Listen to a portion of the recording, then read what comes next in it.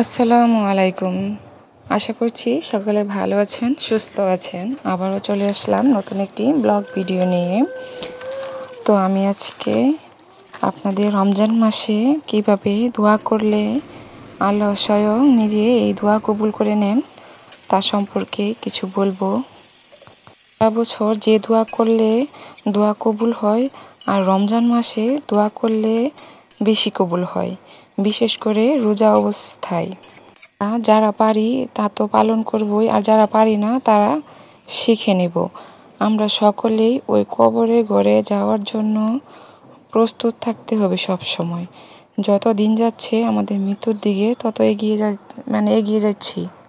বছর অনেকেরই সকালবেলা ফজরের আগে উঠে তাহাজ্জুদের নামাজ পড়া হয় না, কিন্তু রমজান মাসে সাহারি খাওয়ার আগে আমরা সকলেই কিন্তু উঠি। তখন যদি হাতে 10টা মিনিট সময় রেখে 2 রাকাত বা 4 রাকাত নামাজ পড়ে আমরা দোয়া করি, তাহলে আল্লাহ স্বয়ং সেই দোয়া কবুল করে থাকেন।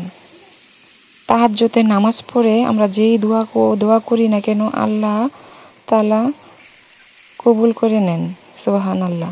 নবীজি সাল্লাল্লাহু আলাইহি সাল্লাম বলেছেন, রাতের শেষ প্রহর যখন হয়, দুনিয়ার আসমানে নেমে এসে আল্লাহ বান্দাদের ডেকে ডেকে তাদের প্রত্যেকটা চাওয়া পূরণ করে থাকেন।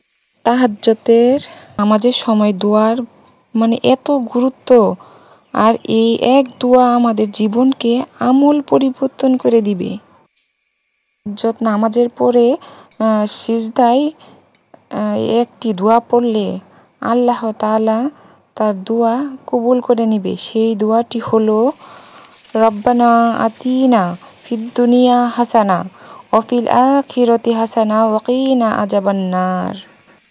রমজান মাসে সারাদিনে আরও 2 বার আল্লাহ তাআলা আমাদের দোয়া কবুল করে থাকেন। সেটা হলো সাহারি খাওয়ার পরে আর ইফতার খাওয়ার আগে মোনাজাত দলে সেই দোয়া কবুল হয়ে থাকেন।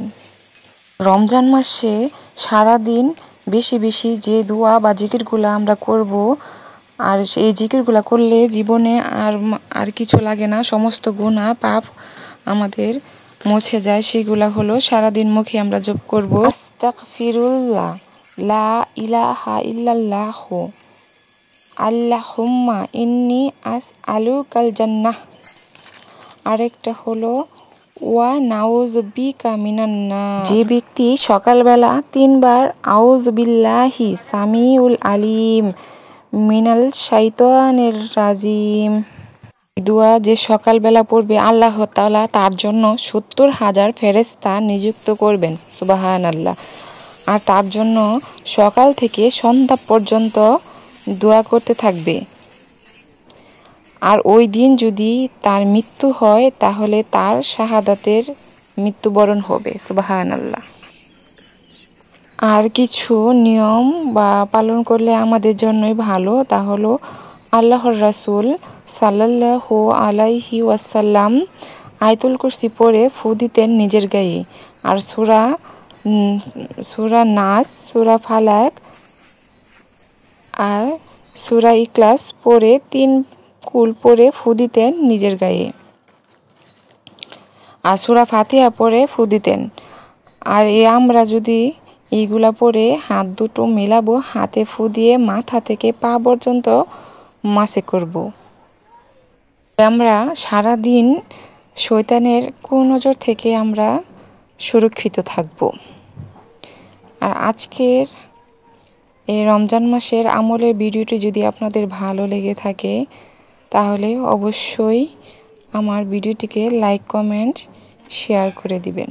ভালো থাকবেন, সুস্থ থাকবেন। আসসালামু আলাইকুম।